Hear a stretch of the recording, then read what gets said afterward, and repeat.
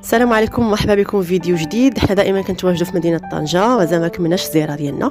اليوم حنا كنتواجدوا بالضبط في مدينه قديمه. غنحاول نصور لكم بعض المعالم التاريخيه ديالها وغندوزو من بعد القصبه، وغنختموا الفيديو ديالنا بمقهى الحافه. خليكم معنا.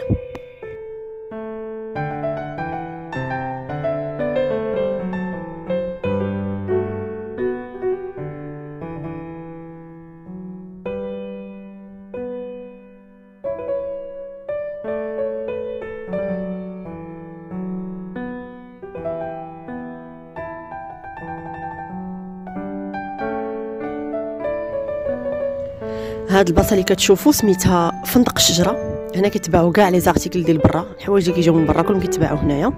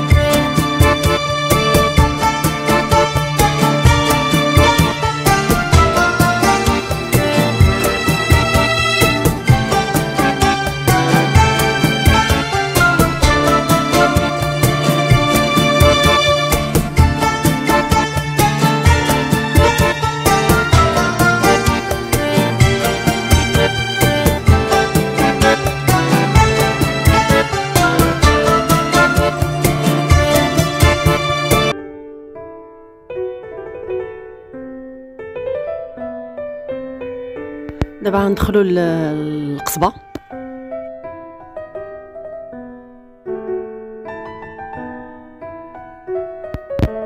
تعد قصبة طنجة واحدة من أبرز معالم طنجة، من أهم وأشهر المعالم في المملكة المغربية، وتتميز بكونها من أعلى النقاط في طنجة وبجمالها الطبيعي وأهميتها التاريخية الكبيرة، وتضم العديد من المعالم من مختلف العصور.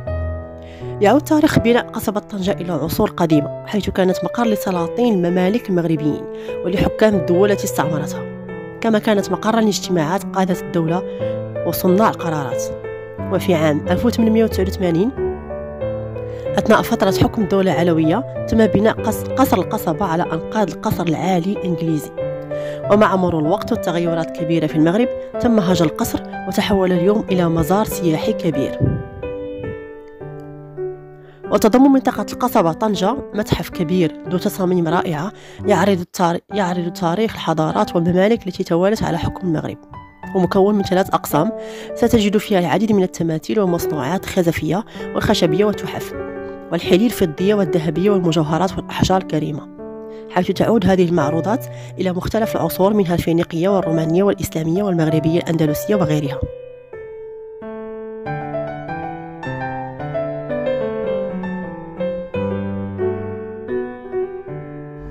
ملي كتوصلوا لاخر القصبه فانتم كتكونوا كتواجدوا باعلى قمه في مدينه طنجه، وكتوفر لكم هذه الاطلاله الرائعه على كورنيش مرقاله وعلى المرسى.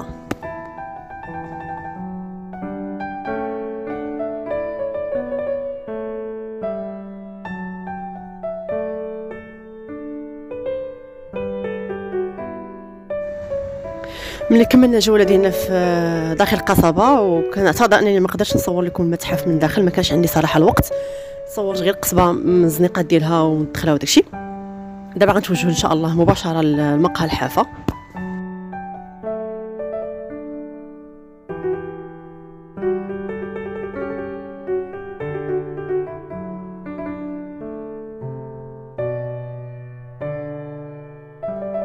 مقهى الحافة تأسس سنة 1921، وكيتعتبر من أقدم المقاهي في مدينة طنجة وأكثرهم شهرة، حيث كيمنح الزوار ديالو هذه الإطلالة الرائعة اللي كتشوفوا على مضيق جبل طارق. وفي الأسفل كيتواجد كورنيش مرقالة. أشهر كذلك ما كيميز هذا المقهى هو التخصص ديالو في الشاي فقط، يعني ما كاين عندهم لا قهوة لا حتى شي حاجة، عندهم غير الشاي. وكيتميز كذلك بالبساطة ديالو في ناحية الطاولات الحجرية وكراسي بلاستيكية، يعني ما فيش زواق بزاف كما تنقولوا، وإنما أهم شيء كيوفروا الزوار ديالو هو الإطلالة الرائعة على البحر الأبيض المتوسط.